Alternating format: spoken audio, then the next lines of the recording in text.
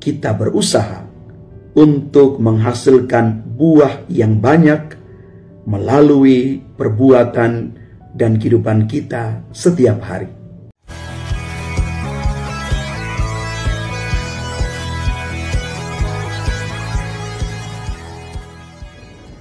Salam Bapak Ibu, saudara dan saudari, sahabat-sahabat garam dunia yang terkasih.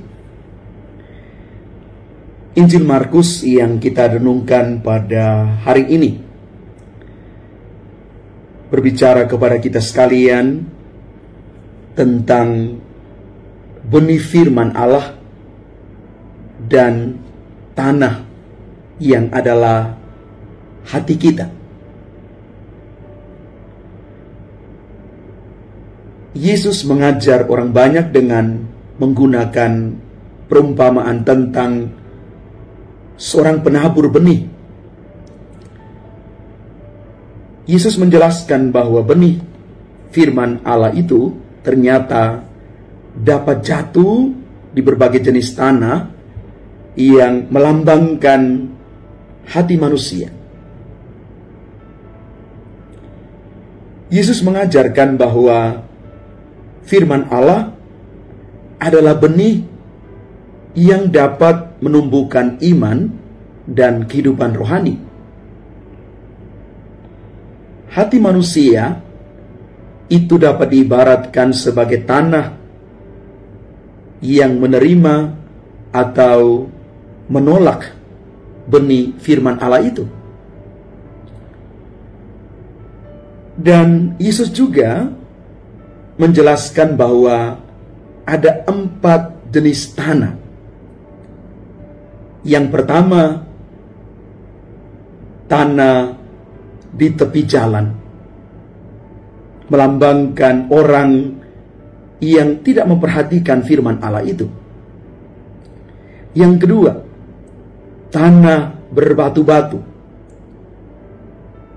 Ini melambangkan orang yang menerima firman Allah dengan sungguh antusias, tetapi tidak memiliki akar yang dalam. Keberakaran pada firman Allah itu tidak kuat.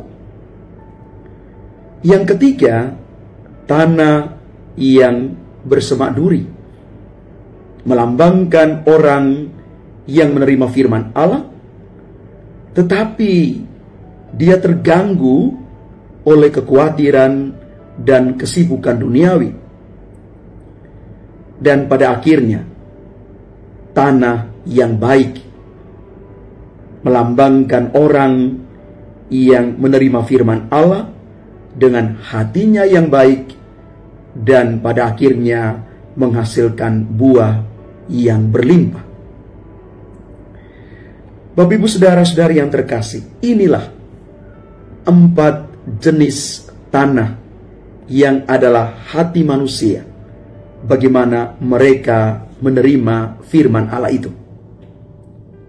Maka dari bacaan hari ini, kita mau belajar dan merenung bersama bahwa yang pertama, kita perlu menerima firman Allah dengan hati yang baik dan terbuka.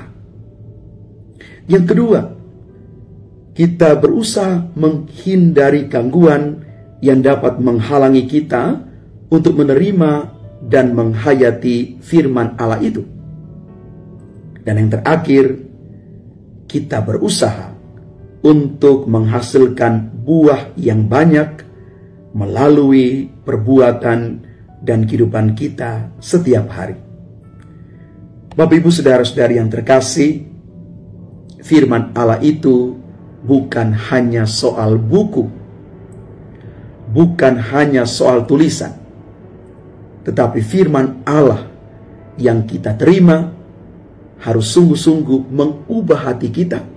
Dan pada akhirnya firman Allah yang mengubah hati kita itu juga menjadikan kita siap menjadi Injil hidup. Kita siap menjadi para pewarta dimanapun kita berada, lewat perbuatan baik kita. Semoga Bapak Ibu, saudara-saudari yang terkasih, kita menyiapkan hati kita untuk menerima firman Allah, dan semoga firman Allah itu sungguh tumbuh dan menghasilkan buah yang berlimpah di dalam setiap perbuatan baik kita.